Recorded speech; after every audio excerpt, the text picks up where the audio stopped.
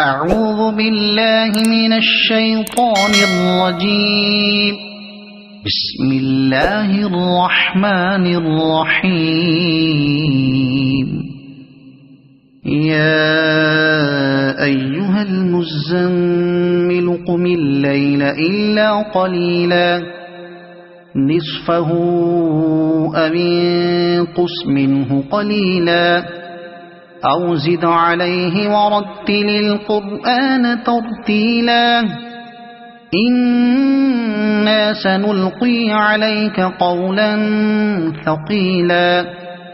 إن ناشئة الليل هي أشد وطئا وأقوم قيلا إن لك في النهار سبحا طويلا واذكر اسم ربك وتبتل إليه تبتيلا رب المشرق والمغرب لا إله إلا هو فاتخذه وكيلا واصبر على ما يقولون واهجرهم هجرا جميلا وذرني والمكذبين أولي النعمة ومهلهم قليلا إن لدينا أنكالا وجحيما وطعاما ذا غصة وعذابا أليما يوم ترجف الأرض والجبال وكانت الجبال كثيبا مهيلا إنا أرسلنا إليكم رسولا شاهدا عليكم كما أرسلنا إلى فرعون رسولا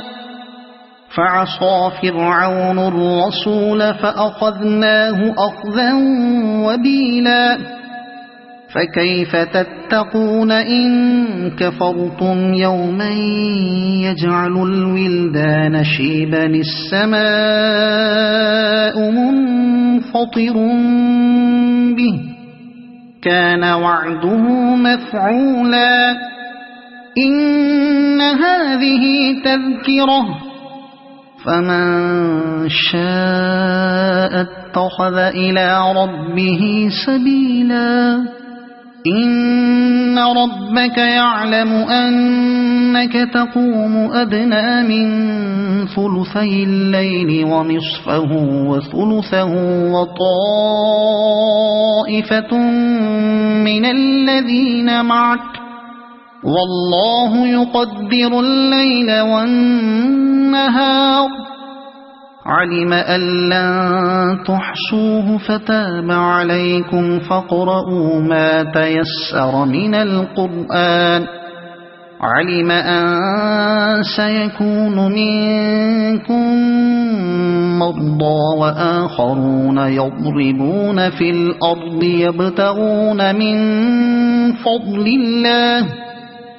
يبتغون من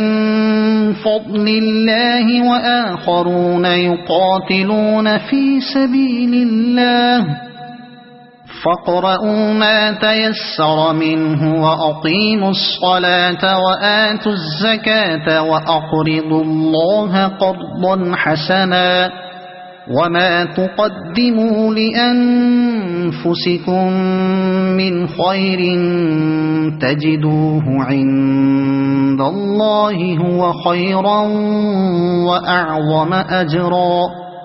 واستغفروا الله إن الله غفور رحيم صدق الله العظيم.